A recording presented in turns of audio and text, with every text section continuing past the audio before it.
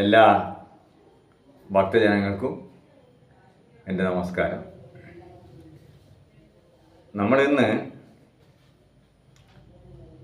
ഒരു വിഷയത്തെക്കുറിച്ചിട്ടാണ് ഇന്ന് സംസാരിക്കുന്നത്. അതായത് ഒരു സമാധിയായിട്ടുള്ള ഒരു വ്യക്തി അദ്ദേഹത്തെ മരിച്ചു കഴിഞ്ഞോ ഇല്ലയോ എന്നറിയാതെ തന്നെ അതിനെ അടക്കിക്കഴിഞ്ഞു. ആ ബോഡി അടക്കിയതുമായി ബന്ധപ്പെട്ട് വിവാദം നിലനിൽക്കുന്ന സമയത്താണ് ഇങ്ങനെ ഒരു പ്രശ്നം ഉണ്ടാകുന്നത്. അപ്പോൾ സമാധിയായി എന്നാണ് പറയുന്നത്. അപ്പോൾ അത് എത്രത്തോളം ശരിയാണ് അല്ലെങ്കിൽ തെറ്റാണ് എന്നൊക്കെ നമ്മൾ പരിശോധിക്കേണ്ടതുണ്ട്. കാരണം ഒരു വ്യക്തി സമാധി ആയാൽ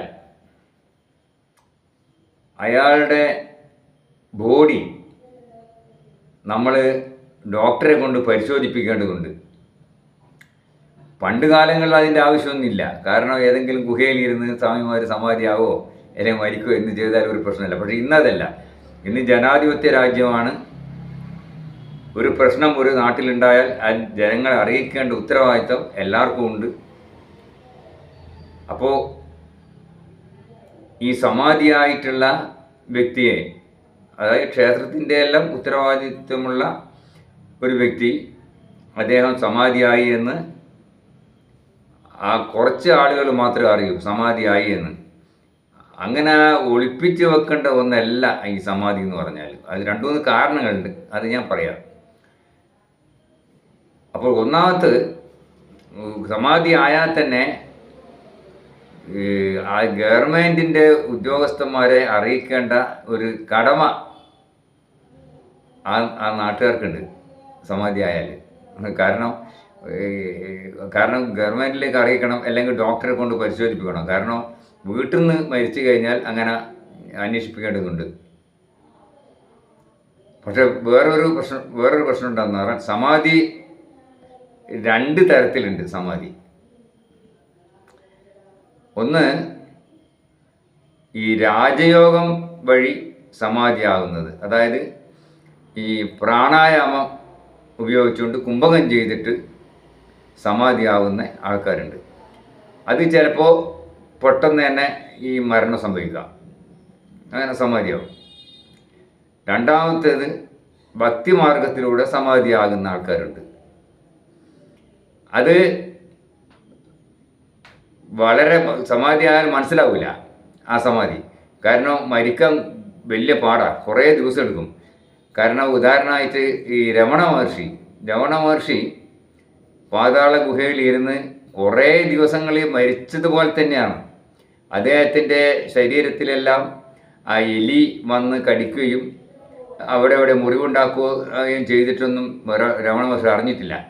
അത് ഒരു തരം ജീവൻ സമാധി എന്ന് പറയുന്ന ഒരു സംഗതിയാണ്. അപ്പോൾ അത് അറിയേല, എത്ര ദിവസം വേണം നിൽക്കും. അതൊന്നും മരണമല്ല, വിളിച്ചാലൊന്നും അനങ്ങുകയില്ല, മരിച്ചാന്ന് വിചാരിക്കും. അതുപോലെ തന്നെ മറ്റേ നമ്മളെ പുരാണങ്ങളിലുള്ള ശമീകൻ എന്ന് പറഞ്ഞ മഹർഷി, അതായത് ശൃംഗിയുടെ അച്ഛൻ, അദ്ദേഹം ഈ മെഡിറ്റേഷൻ ചെയ്യുന്ന സമയത്ത് അദ്ദേഹത്തിൻ്റെ വീട്ടിൽ പരീക്ഷത്ത് രാജാവ് എത്തുകയും അദ്ദേഹത്തൊരു വെള്ളം ചോദിക്കുകയും ചെയ്ത് കുറേ നേരം, കുറേ സമയം, കുറേ പ്രാവശ്യം അദ്ദേഹം വെള്ളത്തിന് ആവശ്യപ്പെട്ടിട്ടും ഈ മഹർഷി ശ്രദ്ധിക്കാൻ പറ്റിയ അബോധാവസ്ഥയിലാണ്. എത്ര ഒച്ചത്ത് പറഞ്ഞാലും ആ സമാധി ഇളകുന്നതല്ല. അത് മരണമല്ല, ശരിക്കും അത് സമാധിയിൽ ഇരിക്കുന്നതാണ്. അദ്ദേഹം മരിച്ചിട്ടൊന്നുമില്ല, എടുത്തുകൊണ്ടുപോയി കുഴിച്ചിടാനൊന്നും പാടില്ല. അങ്ങനെയാണ് പരീക്ഷത്ത് അദ്ദേഹത്തിൻ്റെ ആ രാജാവ് അദ്ദേഹത്തിൻ്റെ കഴുത്തിൽ ഒരു ചത്ത ഒരു സർപ്പത്തെ കൊണ്ടുപോയി ഇടുകയും അങ്ങനെ ദേഷ്യത്തോട് ഇറങ്ങിപ്പോവുകയും ചെയ്തു. കാരണം വെള്ളം ചോദിച്ചിട്ട് കൊടുക്കാത്തതുകൊണ്ടാണ് ആ സംഭവം ഉണ്ടായത്. അങ്ങനെ ഈ ശമീക മഹർഷിയുടെ മകൻ ശൃംഗി അവിടെ വന്നു നോക്കുമ്പോൾ അച്ഛൻ്റെ കഴുത്തിൽ സർപ്പത്തെ ആരോ ഇട്ട്. അദ്ദേഹം പറഞ്ഞ്, ആരാണോ എൻ്റെ അച്ഛൻ്റെ കഴുത്തിൽ ഇങ്ങനെ ഒരു സർപ്പത്തെ ഇട്ടത്, അദ്ദേഹം സർപ്പദംശത്താൽ മരണപ്പെടട്ടെ എന്ന് ശപിക്കുകയും ചെയ്തു. അങ്ങനെ കഥയുണ്ട്. അപ്പോൾ അതെല്ലാം വെച്ച് നോക്കുമ്പോൾ സമാധി അവസ്ഥയിൽ അങ്ങനെ പെട്ടെന്നൊന്നും മരിക്കുകയില്ല ആരും. കുറേ സമയം, കുറേ ദിവസങ്ങളോളം എടുക്കും, ജീവനുണ്ടാവും. പക്ഷേ വിളിച്ചാലൊന്നും വിളിയേക്കില്ല, മരിച്ചതുപോലെ കിടക്കും. അപ്പോൾ ആരും എടുത്ത് അതിനെ കത്തിച്ച് കളയോ അല്ലെങ്കിൽ കുഴിച്ചിടുകയോ ഒന്നും ചെയ്യാൻ പാടില്ല. കാരണം അതിൻ്റെ ഉത്തരവാദിത്തപ്പെട്ട സർക്കാരിൻ്റെ ഉത്തരവാദിത്തപ്പെട്ട ആളുകളെ അറിയിക്കുകയും അവർ വന്ന് മെഡിക്കൽ പരിശോധനയൊക്കെ നടത്തിയിട്ട് നമ്മൾ അംഗീകരിച്ചാൽ മാത്രമേ നമ്മൾ എന്തെങ്കിലും സംസ്കരിക്കാൻ പാടുള്ളൂ. എങ്ങനെയാണെങ്കിലും സംസ്കരിക്കാം, അത് പ്രശ്നമൊന്നുമില്ല. അത് സമാധി അടക്കാം, അല്ലെങ്കിൽ ദയിപ്പിക്കാം, അല്ലെങ്കിൽ കുഴിച്ചിടാം, എന്ത് വേണം ചെയ്യാം. പക്ഷേ ഇതൊന്നും അറിയാതെ രഹസ്യമായിട്ട് ചെയ്താൽ അത് ക്രൈം തന്നെയാണ് ശരിക്ക്. അങ്ങനെ ചെയ്യാൻ പാടില്ല. പ്രത്യേകിച്ച് നമ്മുടെ നാട്ടിൽ അങ്ങനെയുണ്ടോ ആരെങ്കിലും? ആരും ചെയ്യില്ല ശരിക്ക്. കാരണം ആൾക്കാർ അത് അറിയണ്ടേ, ഒരു മരണമല്ലേ നടന്നത്. അപ്പോൾ അത് സർക്കാരിൻ്റെ ഭാഗത്ത് നിന്ന് തീരുമാനം ഉണ്ടാവും, ഭക്തജനങ്ങളുടെ ഭാഗത്ത് തീരുമാനം ഉണ്ടാവും, നാട്ടുകാരുടെ ഭാഗത്ത് തീരുമാനം ഉണ്ടാവും.